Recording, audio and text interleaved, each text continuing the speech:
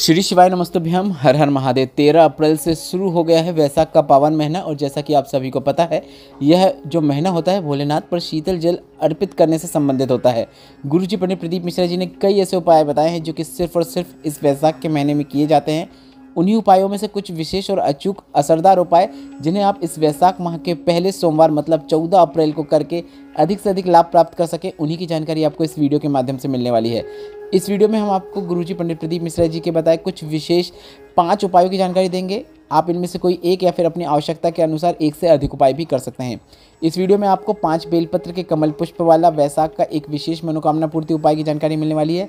इसके साथ ही गुरुजी का बताया एक विशेष उपाय द्विजेश्वर महादेव वाला उपाय, जिसमें आपको शिवलिंग पर विशेष प्रकार से जल अर्पित करना होता है। शीतल जल आप किस प्रकार से द्विजेश्वर महादेव का नाम लेते हुए शिवलिंग पर अर्पित करते हैं, उसका क्या लाभ प्राप्त होता है, उसके लिए आप यह वीडियो अंत तक देखें। इसके साथ ही साथ 7 पत्तियों वाला विशेष मनोकामना पूर्ति उपाय और वैशाख सोमवार का विशेष उपाय, वैशाख का विशेष संतान प्राप्ति उपाय, सभी उपायों की जानकारी आपको इस वीडियो के माध्यम से मिलने वाली है।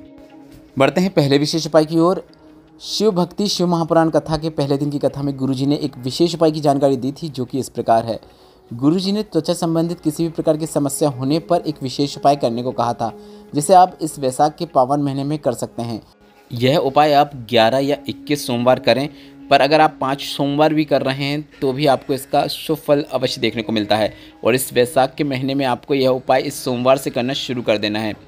5 बेलपत्र का आपको कमल पुष्प बनाना है। बेलपत्र का कमल पुष्प बनाने के लिए आपको बेलपत्र की जो डंडियाँ होती हैं उन डंडियों को आपस में जोड़ते हुए एक पुष्प जैसी आकृति बनाना है।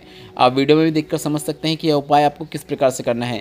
जिसके शरीर में त्वचा संबंधित परेशानियां हो गई हों, इस कमल पुष्प को आपको शिवलिंग पे अर्पित करने से पहले माता अशोक सुंदरी के स्थान पर स्पर्श करवाना है। इसके बाद इसे आपको शिवलिंग के ऊपर अर्पित कर देना है।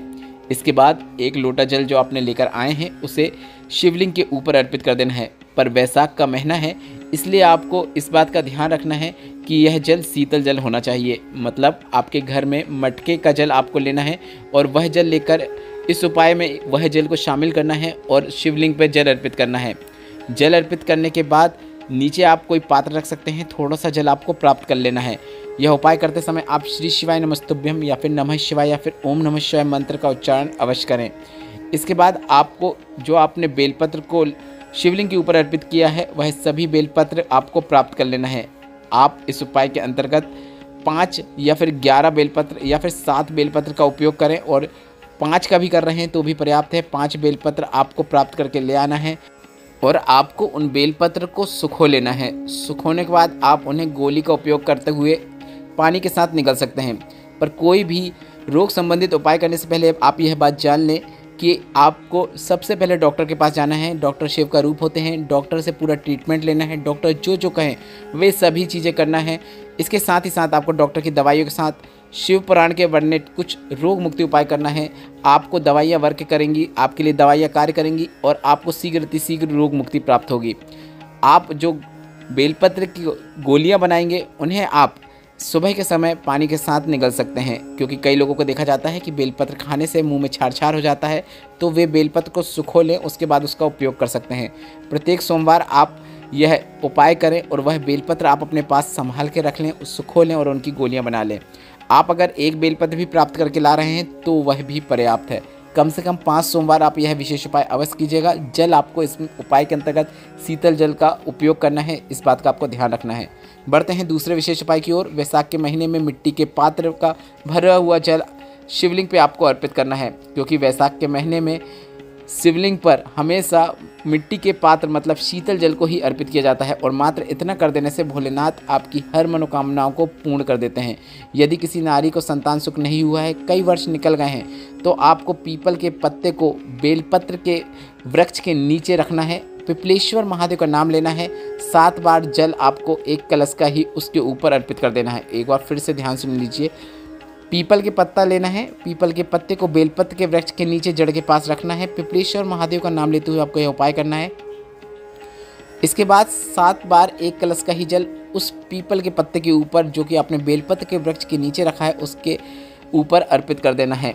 इसके बाद उस पीपल के पत्ते को लेकर घर आ जाना है। इसके बाद गाय के दूध में उसे उबाल लेना है और उबालने के बाद रात्रि को विश्राम करने से पहले आपको उसे मतलब दूध को आपको पी लेना है, दोनों पति पत्नी पी लें। इसके साथ ही जो पीपल का पत्ता है उसे आप निर्वाल रूप में रख सकते हैं, किसी वृक्ष के नीचे डाल सकते हैं या फिर नदी में विसर्जित कर सकते हैं। बढ़ते हैं तीसरे विशेष उपाय की ओर। अगर आप अपने जीवन में वैशाख के महीने में कोई उपाय कर पाएँ या ना कर पाएँ, आपके पास ना ही मटका है ना ही आपके पास मिट्टी का पात्र है, तो आप किस प्रकार से भोलेनाथ को शीतल जल अर्पित कर सकते हैं, वह जानकारी गुरुजी ने दी। आपको आपके घर में जो जल है उसको लेना है और उस जल के अंदर आपको एक बेलपत्र डाल देना है। बेलपत्र को डालने के बाद यह जल आपको श्री शिवाय नमस्तुभ्यम बोलते हुए, नमः शिवाय बोलते हुए, ओम नमः शिवाय बोलते हुए शिवलिंग के ऊपर अर्पित कर देना है। इसके बाद कलश के अंदर की बेलपत्र को निकालकर भी उसे शिवलिंग के ऊपर अर्पित कर देना है। बेलपत्र को शिवलिंग पे इस प्रकार से अर्पित करें कि बेलपत्र की डंडी जलाधारी की ओर हो। मात्र इतना कर देने से भोलेनाथ आपकी हर प्रकार की मनोकामना पूर्ण कर देते हैं। यह वैशाख माह का विशेष उपाय है जिसे आपको इस 14 अप्रैल विशेष वैशाख सोमवार में करना ही है। बढ़ते हैं चौथे उपाय की ओर। गुरुजी ने एक ऐसा उपाय बताया था जो कि द्विजेश्वर महादेव का नाम लेकर किया जाता है। पहले आप यह समझ लीजिए कि यह उपाय किन्हें करना है। यह उपाय अगर आपके सामने कोई बहुत बड़ी विपत्ति सामने आकर खड़ी हो गई है, जीवन में बहुत बड़ी परेशानी सामने आकर खड़ी हो गई है, जीवन से दुख तकलीफ और कष्ट दूर नहीं हो रहा है, तो 7 दिनों में जीवन से दुख तकलीफ कष्ट दूर करने के लिए 7 दिनों तक लगातार यह उपाय किया जाता है। वैशाख के पावन महीने में आपको इस सोमवार से यह उपाय करना शुरू कर देना है।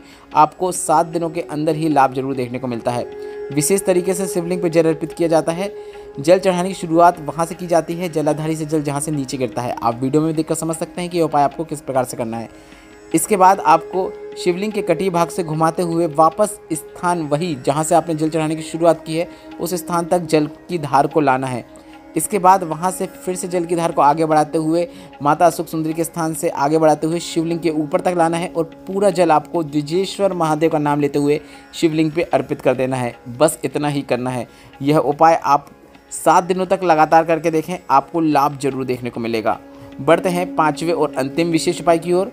यह एक ऐसा उपाय है जिसे आप शिवरात्रि जो कि प्रत्येक माह में आती है उसमें कर सकते हैं या फिर वैशाख के विशेष सोमवार में कर सकते हैं।